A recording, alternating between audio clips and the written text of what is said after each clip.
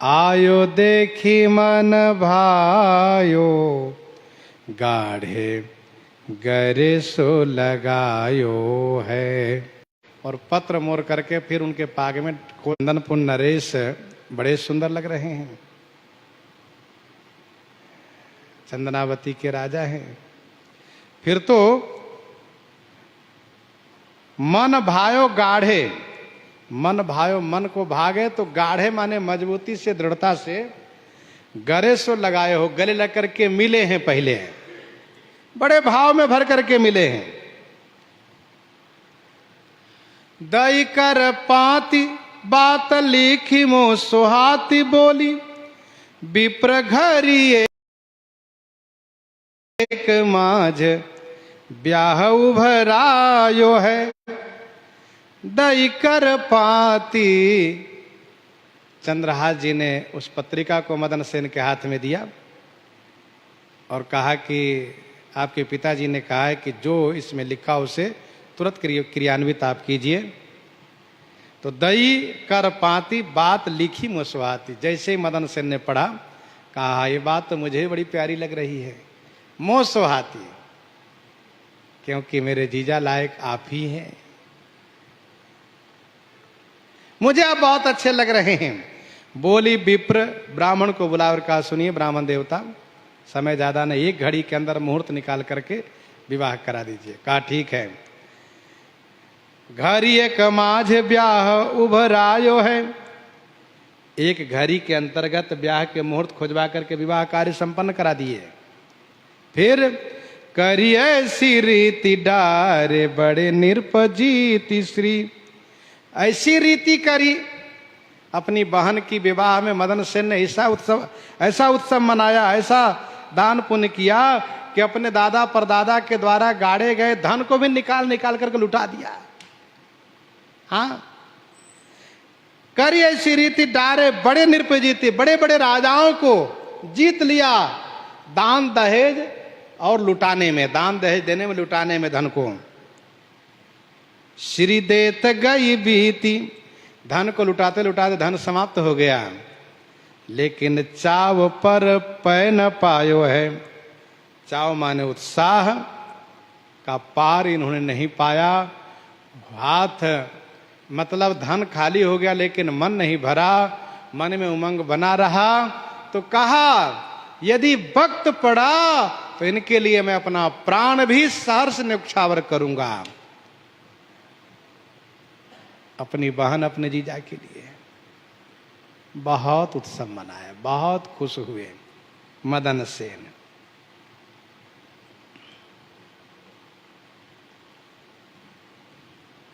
आयो पीता नीच,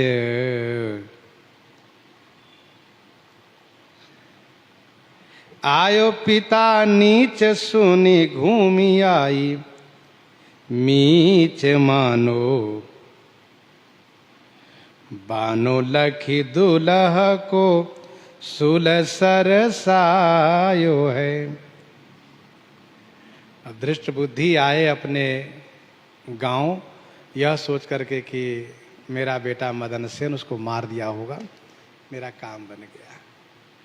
मेरी बेटी के पति बनने चला था, पंडितों ने कहा था कि आपकी बेटी के यही पति बनेंगे, मैंने मरवा डाला। बहुत खुश होकर आ रहे हैं, रास्ते में जो मिलते हैं कहते हैं मंत्री जी प्रणाम। अरे बधाई हो आपको, आपने बड़ा सुंदर वर ढूंढा, बहुत सुंदर दुल्हा ढूंढा। कुछ बात समझ में आ नहीं रही है दृष्ट बुद्धि को। लोग इस प्रकार से बधाई दे रहे हैं, क्या बात है, मेरी वाहवाही कह रहे हैं, क्या बात है। लोगों को रोका, कहा सुनो क्या कहना चाहते हो। कहा महाराज आपने जिस दामाद को भेजा बड़े सुंदर है, आपकी बेटी के योग्य है, जो घर वर कुल होई अनुपम आपने खोजा। क्या आपकी खोज, आप वास्तव में बड़े अच्छे बुद्धिमान मंत्री हैं। फिर तो सुनी घूमी आई मीच, यह सुन करके मानो वह जो चंद्रहास के लिए मृत्यु को भेजा था वह मृत्यु घूम के इसके पास आ गई। सुनी आई, सुनी घूमी आई मीच, सुन करके मानो वो मृत्यु घूम करके इसके पास आ गई। बानो लखी दुल्हा को सुल सरसायो है। बानो लखी दुल्हा को जैसे ही चंद्रहास को दुल्हा वेश में देखा तो इसको सूल सरसायो है, इसका सूल कई गुना बढ़ गया।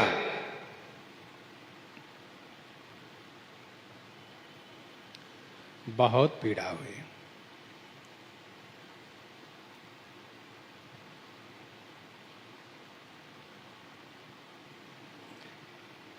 वास्तव में राम की न चाहे सोई होई,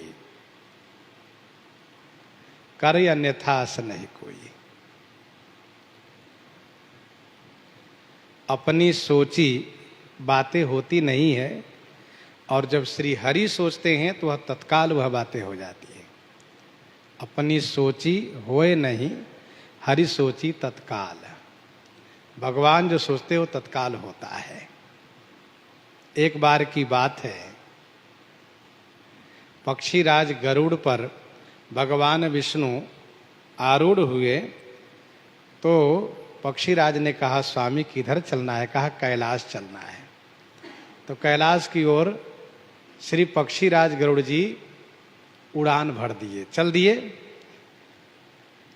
मार्ग में एक जगह एक कन्या का विवाह हो रहा है। विवाह, उसमें 2 बाराती आई है।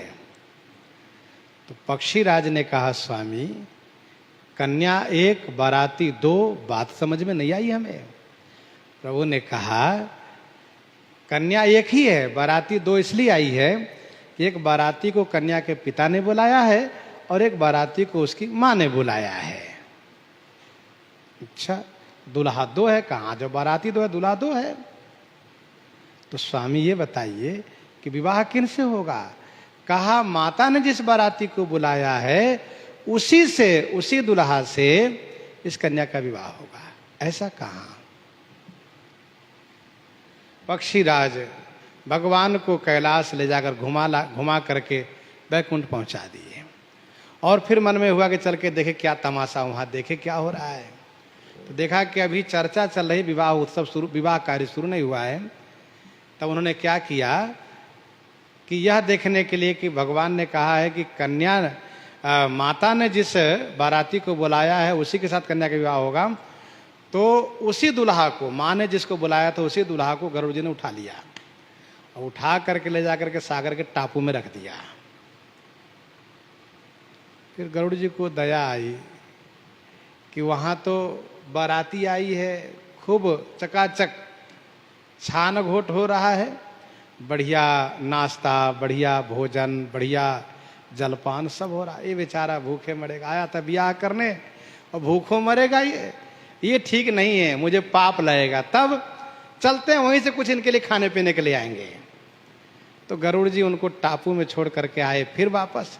तब तक ये बात फैल गई कि दूल्हा को किसी ने उठा लिया, दूल्हे की चोरी हो गई।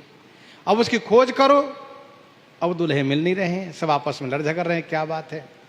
कोई कहे कि देखो उसने इस दूल्हे को उठवा दिया है जिस बाराती को इनके कन्या के पिता ने बुलाया है।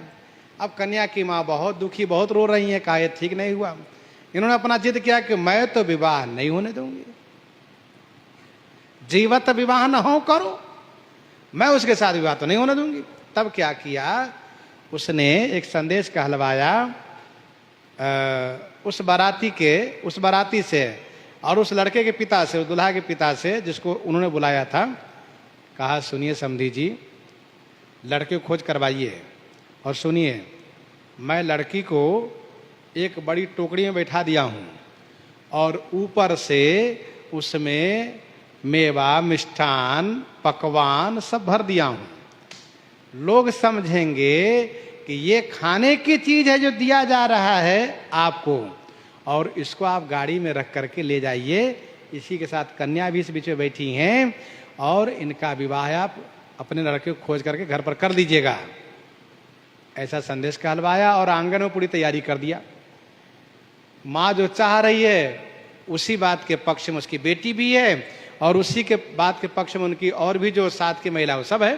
तो सबने मिलकर के बड़ी टोकरी में दुल्हन को उसमें बैठा करके मेवा मिष्ठान पकवान और सब भर करके ढक करके और आंगन में रखा कि अब उसको बुलवा करके हम सौंप दें। तब तक गरुड़ जी आए और टोकरी उठा ले गए। गरुड़ जी उस टोकरी को उठा ले गए और उठा कर ले जा करके उसी टापू में उसके पास रख दिए। लो अकेले तुम भूखे नहीं मरोगे, इसमें से निकाले खाया करना, बहुत इसमें सामान है। देखो मेवा मिष्ठान पकवान सब भोजन के सामग्री इसमें रखा है। तो जैसे ही उस दूल्हे ने, और दूल्हा बेचारा बड़ा दुखी, बताओ आपने उठा के मुझे यहाँ ला दिया, मैं विवाह करने गया था, आपने तो मेरा विवाह भंग कर दिया। गरुड़ जी ने कहा नहीं नहीं, मुझे देखना क्या होता है, तुम खाओ ना, इसमें रखा है ना। तो जैसे उसमें हाथ लगा उसमें से दुल्हन निकली। तो उसने कहा क्यों महाराज, आपने दुल्हन भी ला दिया और अब आप भी मुंह मीठा कीजिए, आप भी खाइए और हम भी खावें, लेकिन खाने के पहले मेरा विवाह कराइए। गरुड़ जी बड़े चक्कर में पड़ गए। कहा अच्छा ठीक है भैया। तो गरुड़ जी वहीं पर विवाह के लिए मंत्रोच्चारण की अग्नि जलाए और फिर हवन करके और भांवरी करके और उनको विवाह आदि करा दिए। और विवाह करा के संपन्न करा के फिर कहा, दूल्हे ने कहा जैसे हमको लाए थे वैसे पहुंचा भी दीजिए, हम यहाँ क्या करेंगे। कहा ठीक भैया। अब दोनों को टोकरी में बैठाए, ला करके यहाँ पर घर पहुंचा दिए। विवाह हो गया इनके साथ। फिर इसके बाद गए भगवान के पास वैकुंठ में। वैकुंठाधीश को प्रणाम किया, कहा प्रभु आपने जो कहा वही हुआ, लेकिन सब कुछ मुझे करना पड़ा। आपकी लीला बड़ी विचित्र है। बताइए, लड़के को मुझे उठा ले जाना पड़ा, लड़की को मुझे उठा ले जाना पड़ा, विवाह भी मुझे ही कराना पड़ा, दक्षिणा मुझे लेना पड़ा। हाँ, प्रभु मुस्कुराने लगे। मैंने पहले कहा था ना कि दुल्हन की मां ने जिस बाराती को बुलाया है विवाह उसी के साथ होगा, और विवाह का विधान ऐसा ही था। यदि ऐसा विधान न होता तो आप बीच में क्यों पड़ते। इसलिए आपके द्वारा ही विवाह होना था। इसी प्रकार से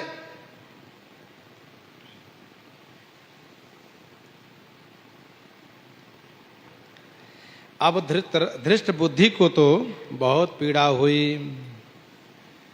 बैठ्यो लई एकांत सुत, करी कहा भ्रांत यह,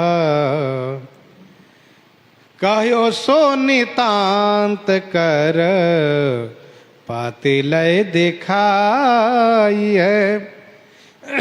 बैठे लो एकांत में धृष्ट बुद्धि बैठा और बुलाया अपने बेटे मदन सेन को। कहा सुनो इधर आओ, करी कहा भ्रांतिया है, तुमने ऐसी भ्रांति क्यों की, गलती ऐसी क्यों की। मैंने लिखा कुछ और था, तुमने किया कुछ और। कहो सो वृतांत, मदन सेन ने वह सारा वृतांत कहा। पिताजी ने आपने तो लिख के भेजा था, लीजिए चिट्ठी पढ़ लीजिए। पाती लय दिखाई है, वह पत्रिका लेकर के दिखाया, पढ़वाया, कहा पढ़ करके देख लीजिए। बाँची आँच लागी, मैं तो बड़ोई अभागी, ये पई मारो मत पागी, बेटी राण हूँ सुहाई है। बाँची आँच लागी, मैं तो बड़ोई अभागी। बाँची माने पढ़ा तो आँच लागी, आँच लागी माने जलन हो गई, ताप लग गया, जलने लगे दृष्ट बुद्धि। मैं तो बड़ोई अभागी, मैं तो बड़ा अभागी हूं, भाग्यहीन हूं। ए पै मारो मति पागी, ए पै माने निश्चय ही मैं इसको मारूंगा जरूर, छोड़ूंगा नहीं। मारने में इसकी बुद्धि डूब गई कि मारूंगा तो जैसे मारूं, और मारूंगा इसको चंद्रहास को, छोड़ूंगा नहीं। मेरी बेटी विधवा हो जाएगी कोई बात नहीं, बेटी राण ही सुहाई है, मेरी बेटी विधवा ही सही कोई बात नहीं, लेकिन मारूंगा जरूर इसको। बोली नीच जाति बात कही तो म जावो मठ, बोली नीच जाति, नीच जाति को बुलाया, और उसने उससे कहा, तुम जाओ मठ, तुम मठ में जाओ, देवी के मंदिर में जाओ, आवे तहां को, वहां जो भी पहुंचे उसको मार डालना, ये मेरा आदेश है। मारी डारो मोही भाई है, मार डालना मुझे अच्छा लगेगा। इसके बाद चंद्रहास से कहा, सुनो बेटा, मेरे कुल की यह परंपरा है, रीति है, विवाह उपरांत लड़का अकेले ही जाकर के मंदिर में देवी की पूजा करता है, जहां उसके साथ न उसकी पत्नी जाती है न कोई सदस्य जाता है। इस प्रकार समझाया। चंद्रहास जूसो भाख्यो देवी पूजी आवो आप। चंद्रहास जूसो भाख्यो, चंद्रहास जी से भाख्यो माँ ने कहा, देवी पूजी आवो आप जाकर के देवी की पूजा कराओ। मेरी कुल पूज, ये मेरी कुल पूज्या है देवी जी, सदा रीति चली आई है, यह पूजा की रीति हमेशा से चली आई है। धन्य है चंद्रहास जी, बड़े सीधे सरल, कोई बात नहीं। पूजा के लिए चलते हैं, आगे की जो घटना है वो आगे श्रवण करेंगे। इन्हीं के साथ सीताराम सीताराम सीता राम सीताराम सीता।